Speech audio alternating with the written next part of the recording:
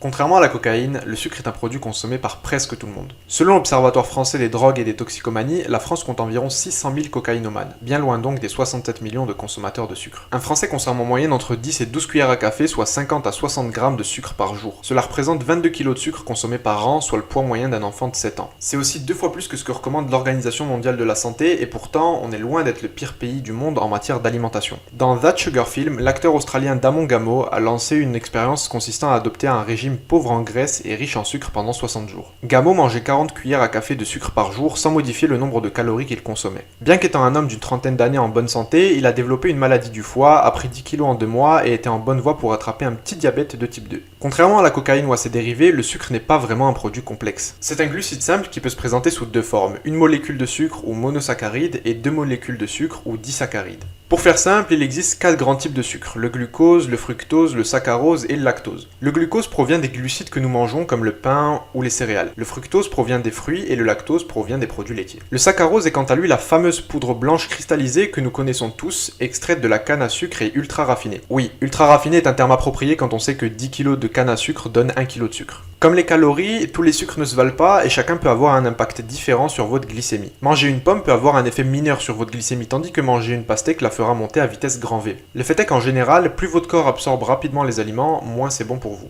Lorsqu'on mange du sucre, le corps déclenche une réponse inflammatoire, ce qui n'est pas nécessairement mauvais car il s'agit d'un processus de guérison naturelle. L'inflammation peut se produire lorsque nous sommes malades ou après un exercice physique et ne devient un problème que lorsque notre corps est dans un état constant d'inflammation, autrement appelé inflammation chronique. Si vous ne récupérez pas suffisamment après une séance d'entraînement ou si vous fumez un paquet par jour, vous souffrez peut-être déjà d'inflammation chronique. Le stress et un taux élevé de masse grasse peuvent également entraîner une inflammation chronique. Cela dit, le principal coupable d'inflammation chronique aujourd'hui reste le sucre. Une étude menée par la Librairie nationale de médecine des États-Unis a demandé à 29 personnes en bonne santé de ne pas changer leur habitude alimentaire et de simplement commencer à consommer chaque jour une canette de soda contenant 40 grammes de sucre supplémentaire. Bien que le changement puisse sembler minime, les participants ont connu une augmentation significative de leur réaction inflammatoire. Ils sont également devenus plus résistants à l'insuline, ce qui conduit généralement au prédiabète dont on estime que plus de 374 millions de personnes âgées de 20 à 79 ans sont touchées dans le monde. Le sucre décompose également le collagène dans le corps et peut-être la raison pour laquelle vous avez des rides précoces, des douleurs articulaires ou un mauvais teint. Mais ce n'est pas tout. Le sucre tend également à vous faire prendre du poids et accélère la production de produits de glycation avancée AGE, des composés nocifs qui se forment lorsque les protéines ou les graisses se combinent au sucre dans le sang. Un excès de produits de glycation avancée entraîne une augmentation du stress et des inflammations. Mais même si les effets du sucre sur le corps sont dévastateurs, ils ne sont rien en comparaison de son impact sur le cerveau. Lorsqu'on mange du sucre, notre cerveau libère des morphines endogènes et de la dopamine dans l'organisme. Ce cocktail chimique nous remplit d'un sentiment de bonheur et de sérénité et provoque une très forte dépendance. On finit par s'habituer à recevoir une certaine quantité de dopamine et plus on s'y accoutume, plus on a besoin de quantités de plus en plus grandes pour obtenir la même sensation de plaisir. Ce phénomène est connu sous le nom de désensibilisation à la dopamine.